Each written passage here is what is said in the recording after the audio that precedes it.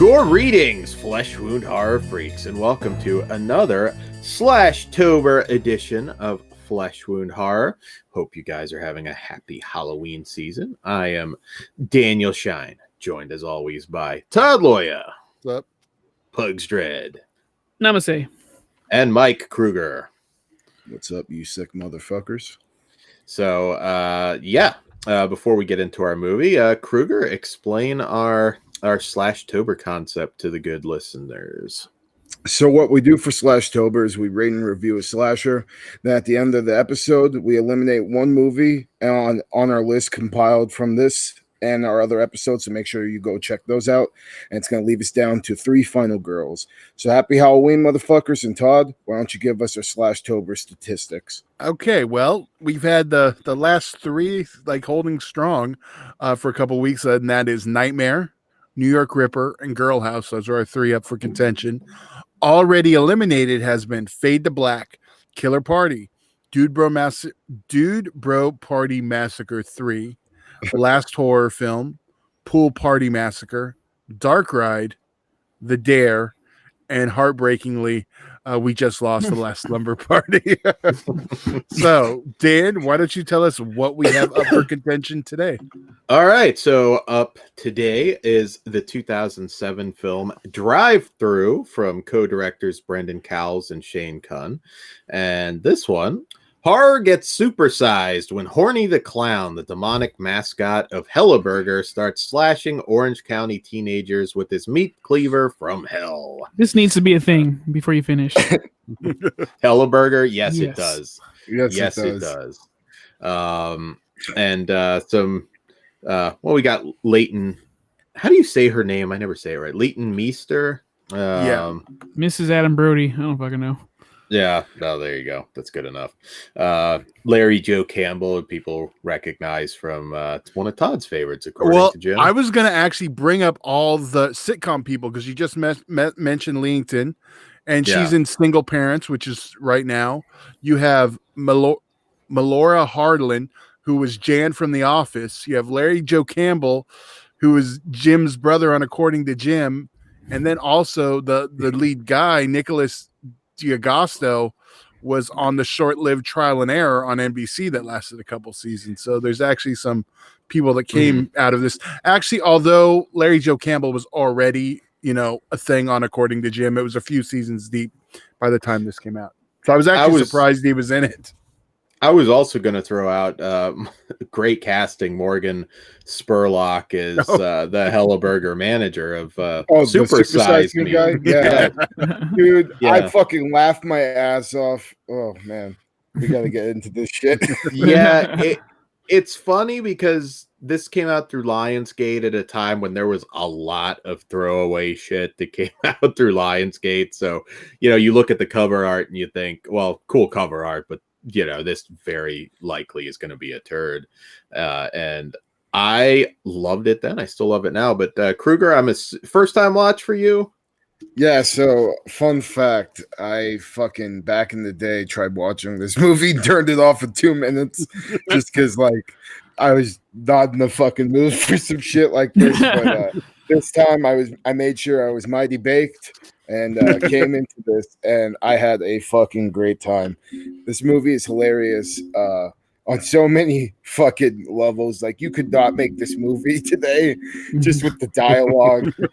It's hilarious. There's so many good one-liners. It's a total product of the early mid-2000s, which I dug. Most of the characters are super over the top, and I love that. And I thought it really added to the tone of the movie. And made everything super cheesy but fun, like I said. The look of the killer was cool. I'm a super fucking fan of killer clowns. And we got a killer clown, and he looked awesome. I loved everything about him. He had a cool-ass weapon. His cleaver was really sick looking. I liked how his mouth had a fucking speaker in it. And just... the whole design on him looked cool. And even when he got unmasked, he looked fucking cool. There's some good kills in here with decent effects. Some do look better than others. There's some really bad CGI enhanced shit at the end. But because the movie's so batshit crazy and so funny and shit, like the shitty CGI just like fit fine. Multiple commercials in here though. The clown kaijus. Dude, the clown kaiju, the fucking what it looks like somebody's busting a fucking load on a bunch of fries, like Jesus Christ. Or like when someone just the chili burger, just it looks like somebody's shitting all over it. It's like it's fucking hilarious. It's like the funniest fucking thing to watch when you're stoned, let me tell you. And that food was looking good, wasn't it? Yeah, and it looked good. It's just like the delivery of everything was so perverted. And then just like just the cherry on top was the couple of movie references. Like when Horny is quoting Jack Nicholson from The Shining, it's just fucking awesome. And this is a fucking great time. It's a shit. Like I was just talking to somebody about fucking movies that are just so bad, but they're fucking hilarious. And you just got to give them the good rating because they're such a good time. And this is definitely one of them. So, yeah, I had a great time. And Horny the Clown, you're a fucking legend. You are indeed. So, Pugs, I'm going to predict before you get into it, your favorite was the opening when the Vanilla Ice rejects get taken out by Horny. You mean the W word? You mean Dan after he goes to One Amped Up show? Shut up, Todd. What up, Will? Oh, my favorite line was like the dialogue when he was like when they were ordering, he'd be like, oh, and I want to fuck your bitch or whatever. I want to fuck your whore. What was that? Horny the Clown is the shit. I swear he used to be a driver in Twisted Metal, and he's just like, fuck this, I'm just gonna go on and demonstrate. Like I'm no longer Sweet Tooth. Yeah. I like Krueger said, the fucking speaker on the mouth I thought was brilliant. I couldn't get over that. The characters are fun. Good looking cast. Like this felt right to me. Like I would watch this in high school. This is the first time I ever saw it. But like I feel like I missed out because I could have had a few years watching this gym. That's what it is. It's fucking cool. I absolutely loved it, and it gets brutal when it needs to. And then fucking Supersize Me, dude, had me rolling. Yeah, because like when he fucking hops over like he's in an action movie, and then he just does nothing. it's great. Yeah, I absolutely like this movie a lot. Todd, what did you think of DriveThru? Yeah, this is a favorite. That's why I kind of pushed this one on us, throw it in there. It is. It's just so much fun. I was kind of curious how it was going to hold up because I probably haven't watched it in a decade, maybe a little less. Mm-hmm. And yeah, now it's to the point where it is like a throwback to that era of the early 2000s. So it's kind of cool, like from a nostalgia point of view. Yeah. Well, okay. Yeah. What would you prefer me call it than early 2000s, Dan? It works. There's like 999 years in like 2000, right? Technically, so I think 2007 right, would be early 2000s. That works. I was about to defend you and say there were like signs that said 2005. So yeah, that works. Oh shit! I don't watch your defense. How do we not bring up the random Sean Whalen appearance, complaining about his burning hemorrhoids and oh man, yeah. I still remember sitting down to watch this again, expecting nothing. And I mean, yeah, some of the kills are not great, but there are some good ones too. And it doesn't matter. Just the sense of fun with this one is just so good. I mean, it makes up for the shortcomings. Oh, yeah, by far. So should we go ahead and rate it? I don't see why not. All right. Krueger, what say you? 0 to 5 scale again, guys. I'm a 3.5. I really like this a lot, and I think that rating will go up just as time goes on because, like Todd said, this is a cool look back at that time period, and it's a solid slasher. like I said, horny is the shit. I was always bummed we never got sequels. Still am. Yeah. Pugs, what Not say too you? late. I am a 4. It is just it's good looking and it's awesome. And just horny the clown. And Todd. Yeah, I'm 4.5. That this thing just works for me. It's a ton of fun. It holds up as you know, 2 first-time viewers. So both had a ton of fun. So that's a good thing. Yeah. I want this burger place to be a real thing. Me too. Yeah. I'm a 4.5 as well. And I think the big problem with this one, it probably got caught with a lot of people. And at that time, a lot of bad clown type slashers too, that were really cheap, and also from Lionsgate. So do you remember that movie Sick, Serial Insane Clown Killer? yes, I do. Yeah, that's one of the bad ones. Fuck me. You got duped too. Mhm. All right, so I know it's going to be a hard one. Elimination time. Yeah. Okay. Up for elimination. Jeez, this one's gonna be. We have Nightmare, New York Ripper, Girl House, and DriveThru. So, gentlemen, what would you like to eliminate? We'll go one by one. Pugs, why don't we start with you? I will eliminate New York Ripper. Oh. Krueger. Whew, this is hard because, like, I'm in my head. I'm like, New York Ripper feels way more of like a giallo than a slasher to me, but at the same time, I think New York Ripper is a little bit better than DriveThru as a slasher still.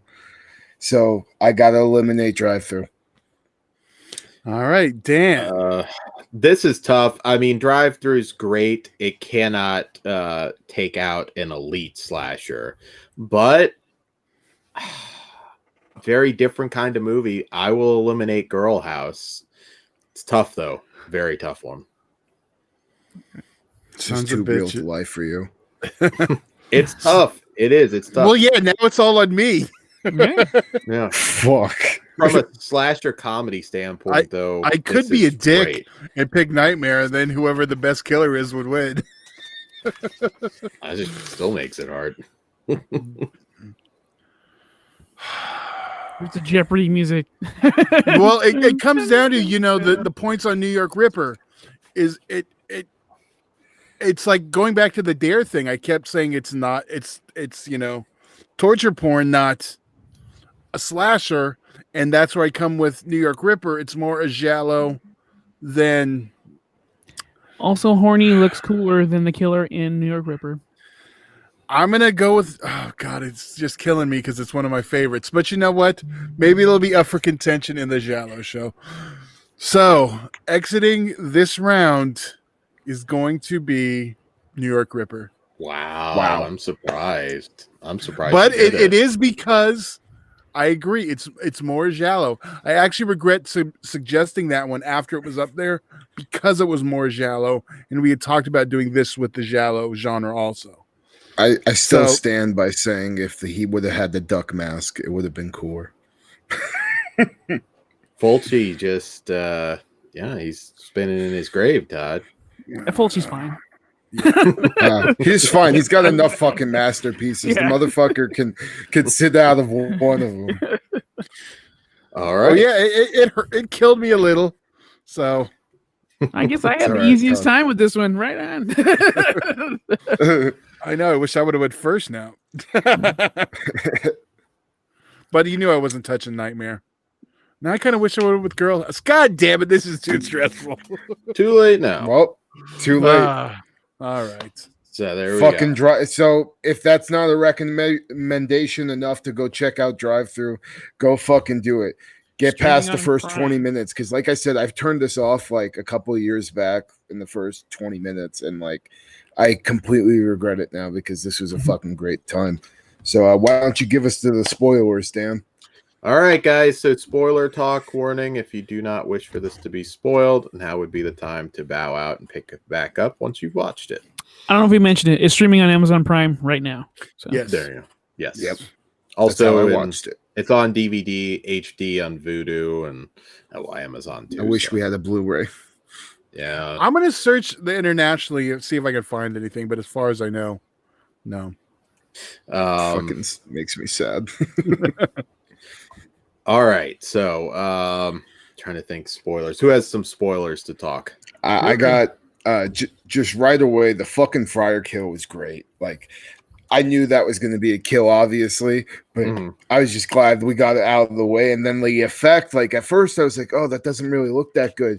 But then when I saw it peel off, I was like, oh shit, that looks really good. So that kill was fucking awesome. I also like the beheading in the haunted house where the dude got on top of his head and jaw cut off. Like, that was really well done. And like the flashing lights, and then next thing you know, you see that, and you know, it's just like, it's funny. Anything with like that tongue just hanging out is always like such a like really good graphic effect, and I'm always sold on shit like that. And then last but not least, when fucking Horny jumps out of the ball pit and just chucks that cleaver in that motherfucker's head, that was awesome. And then just I love, and like there was a couple times where Horny just gets on screen, you start hearing death metal playing in the back, and I'm like, fuck yeah, Horny, kill him, motherfucker. And he fucking did.